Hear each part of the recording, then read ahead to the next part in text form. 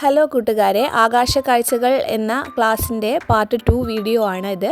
കഴിഞ്ഞ ക്ലാസ്സിൽ ഗ്രഹങ്ങൾ, ഉപഗ്രഹങ്ങൾ, സൗരയൂഥം, ഭ്രമണം, പരിക്രമണം എന്നീ കാര്യങ്ങളാണ് നമ്മൾ ചർച്ച ചെയ്തത്. ഈ ക്ലാസ്സിൽ അമാവാസി, പൗർണമി എന്താണെന്ന് വിശദീകരിക്കും. അതിനുശേഷം കഴിഞ്ഞ വർഷങ്ങളിൽ LSS എക്സാമിന് വന്നിട്ടുള്ള ചോദ്യപേപ്പർ ഡിസ്കസ് ചെയ്യുന്നൊരു വീഡിയോയുണ്ട്. LSS എക്സാമിന് വേണ്ടി തയ്യാറെടുക്കുന്നവർ ആ ക്വസ്റ്റ്യൻസൊക്കെ ഒന്ന് പ്രാക്ടീസ് ചെയ്ത് നോക്കണം. എന്താണ് പൗർണമി? ഭൂമിയിൽ നിന്ന് നോക്കിയാൽ ചന്ദ്രൻ്റെ പ്രകാശിത ഭാഗം പൂർണ്ണമായി കാണുവാൻ കഴിയുന്ന ദിവസമാണ് പൗർണമി. പൗർണമി ദിനത്തിൽ സൂര്യൻ, ഭൂമി, ചന്ദ്രൻ എന്നിവയുടെ സ്ഥാനക്രമം എങ്ങനെയാണെന്ന് നോക്കൂ.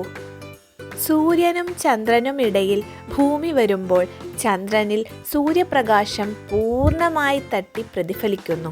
ഇതുമൂലം ഭൂമിയിൽ നിന്നും ചന്ദ്രനെ പൂർണ്ണചന്ദ്രനായി കാണാൻ സാധിക്കുന്ന അവസ്ഥയാണ് പൗർണമി. സൂര്യനും ഭൂമിയും ചന്ദ്രനും നേർരേഖയിൽ വരുമ്പോൾ ഭൂമിയുടെ നിഴൽ ചന്ദ്രനിൽ പതിക്കുകയും ഇതുമൂലം ചന്ദ്രഗ്രഹണം അനുഭവപ്പെടുകയും ചെയ്യുന്നു.